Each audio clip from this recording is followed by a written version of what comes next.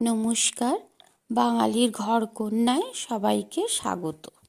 শুভ মহালয়া, আসন্ন দুর্গাপুজো সবার ভালো কাটুক, সবাই সুস্থ থাকুন, আনন্দ করুন, এই কামনা করে আমি আজকের রেসিপি শুরু করছি। আজকে আমি টোস্ট বিস্কুট দিয়ে একটা সুন্দর হালুয়ার রেসিপি বানিয়ে নেব।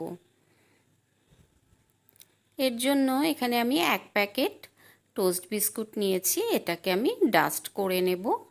এদিকে কড়াই গরম করে তাতে আমার ঘরে তৈরি করা ঘি 1 চামচ আমি দিয়ে দিলাম।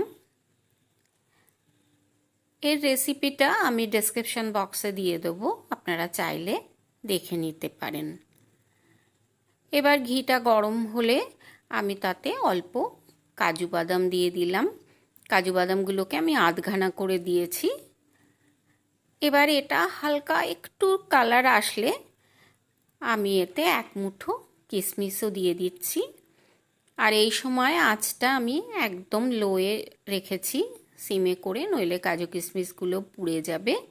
দেখুন ভালো ভাজা হয়ে গেছে।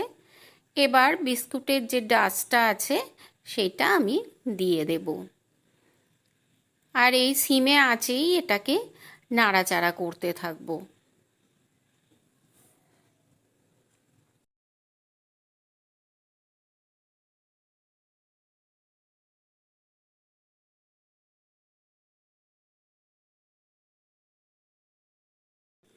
দেখুন নাড়াচাড়া করতে করতে এটা একটু ভাজা ভাজা হয়ে এসছে, আর কালারটাও কিন্তু একটু চেঞ্জ হয়ে গেছে। এই সময় আমি 2টো তেজপাতাকে ছিঁড়ে দিয়ে দিলাম।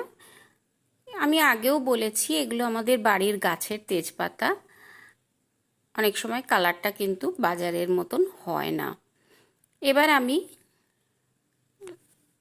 চিনিকে গুলে রেখেছিলাম, ভালো গরম জলে ফুটিয়ে নিয়েছিলাম। এটা 1 তার বা 2 তার করার দরকার নেই, এই সিরাপটা দিলেই হবে।